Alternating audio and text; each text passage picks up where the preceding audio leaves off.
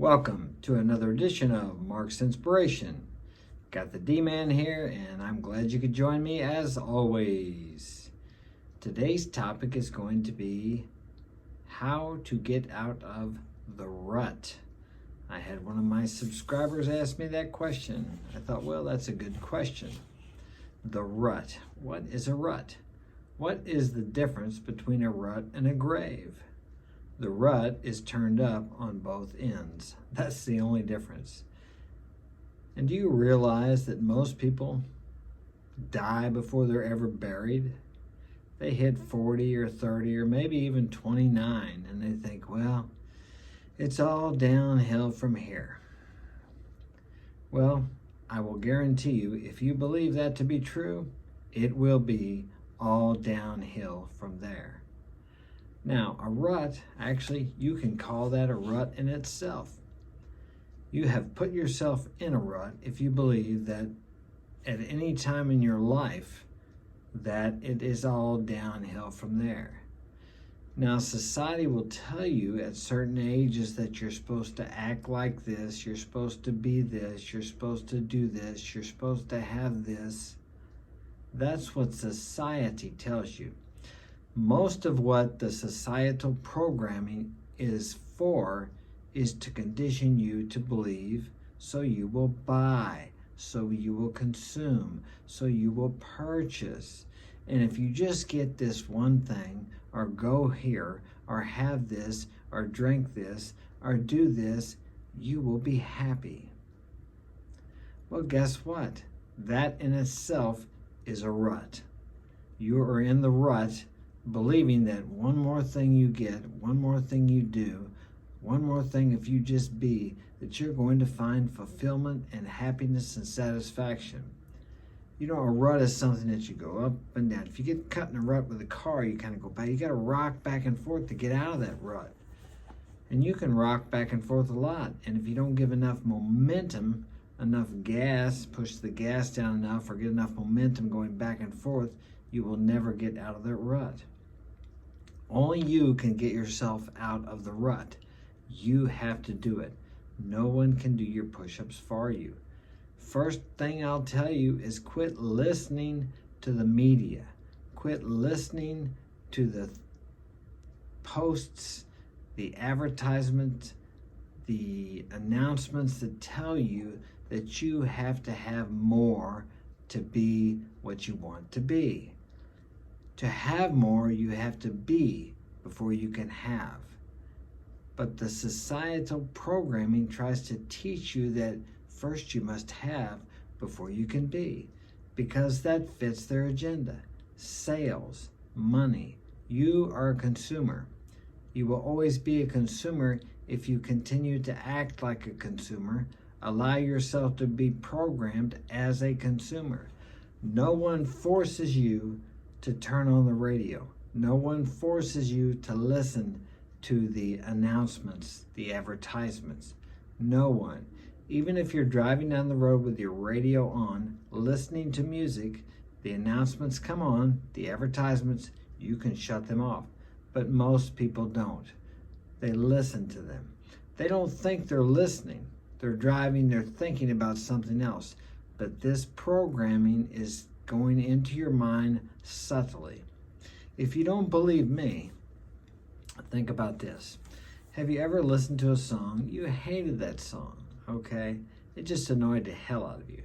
And then maybe a month later, you found yourself singing that song or singing the lyric that you hated the most. It just popped up. That's how programming works. And the advertisers know this. Have you noticed how some of these commercials are so annoying they just piss you off? Okay, that gets an emotional response from you, and if they have that emotional response going while they're putting in the advertisement, the words, the announcements, it imprints it into your subconscious mind and makes you more likely to remember and to buy their product. Even though you hate their commercial, you will remember it because they've evoked emotion in you. And they know that if they can tie emotion with information, it imprints into your subconscious mind, and your whole life is ran by your subconscious mind, contrary to what you think. I think the studies now show that less than 2% of what you do is actually done consciously.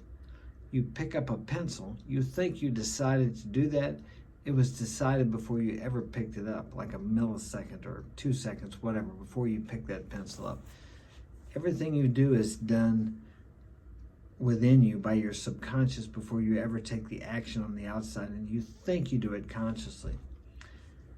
I'll give you another example. This is how you get into a rut. If you want to get out of the rut, this is how you get out of the rut. Shut the damn TV off. Shut off the announcements. You decide what goes into your mind. You decide what you program yourself with. If you are not programming yourself, or if you want to put it another way, if you are not submitting yourself or inundating yourself with what you want to be or become, someone else is. They're programming you. They are inundating you with what they want you to become. And what they want you to become is more of a consumer, so you will buy more. Even the media. Look at the headlines. It's all about fear. Fear. What's going to happen next? Let me see. What did we have the other day? Okay. We had the freezing cold temperatures. All right. Millions without power in Texas. Okay. There's 360 million people in the United States. So that means 358 million people had power. Well, and do you think anybody's going to freeze? Well, I think the next day was 3 people died as a result of the temperatures. Did they now? Or were they going to die anyway because they had pre-existing conditions, or they were old, or maybe they had a car accident and they froze? The media doesn't care too much about truth. They care a lot about selling, about you watching their programs, okay? They want you to watch it, and they will make the announcements so you will watch more. Good example, the water you may be drinking may be killing you. Full story at 10. Of course, now they have 24-hour news, but they used to do that when they had morning news, news at noon, 6 o'clock news, and 10 o'clock news for a half an hour or an hour. When I was growing up, that's what they had then. Now they have 24-hour news. But they use the same tactics. They get you afraid.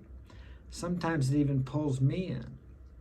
And this is everywhere. You have to make a conscious choice to ignore this stuff. I was going through the drive up at the bank yesterday, and you don't look at the person anymore. They have a little box there with a computer screen, and she comes on there, and you look at her through that.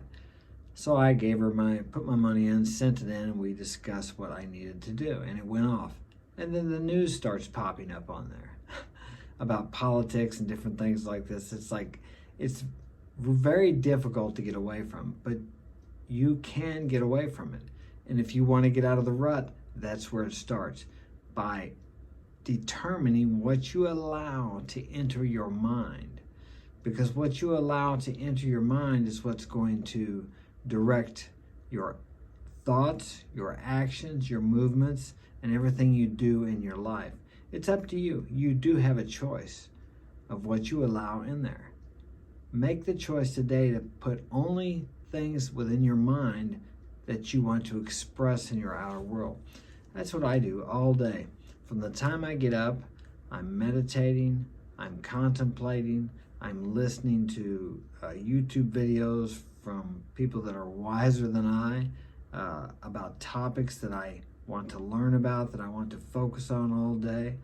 I think statistics show that most people think over 70,000 thoughts a day, and most people think the same thoughts over and over and over again. Is that not a rut? That's a big rut. Do you know why they think the same thoughts over and over and over again? Because they never put anything new into their mind. They never allow themselves or make a conscious effort to program themselves with what they want in their life. They watch the news, they watch sitcoms, they watch TV, they gossip, they talk about the same things, they complain, and it goes on ad infinitum. And their life never changes, and they are in a rut. The same as dying. What's the difference? Those people die before they're ever buried. So you can be dead in a rut, The difference is you can get out of that rut. You're not dead yet. I guess that was a mistake. You're not actually dead yet. You may feel dead, but you're not dead. When you're in the grave, you're dead. Well, some people have been buried alive, but that's a whole nother video. All right, so you want to get out of that rut. You want to get out of there and do something. You want a different life. Then put different things into your mind. The mind is a muscle. Reading is very good. Now, I listen to YouTube videos. I listen to audiobooks all day long. If I'm not doing that, I actually do that while I'm working. But there is concentrated listening or focused listening where you do nothing but listen. Okay, a lot of times I'll have the YouTube videos on or the audiobooks on while I'm working. I do pick up things from that. As I said with the radio, when you're driving down the road, you don't turn off the commercials, but yet you still, all that enters your subconscious mind. Everything that's ever happened to you, everything you've ever felt, everything you've ever seen, even if you saw it out of the side of your eye, all that is recorded within your subconscious. Your subconscious doesn't miss a thing. Right now where you're sitting, there are sounds going on, there are things happening that you are paying no attention to.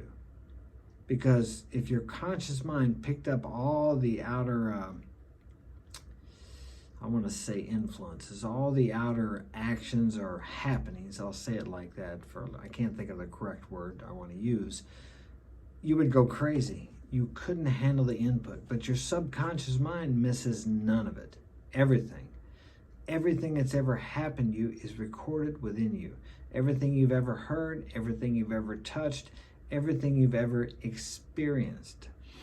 Now, from today on, you can start making a choice on what you experience, what comes into your mind.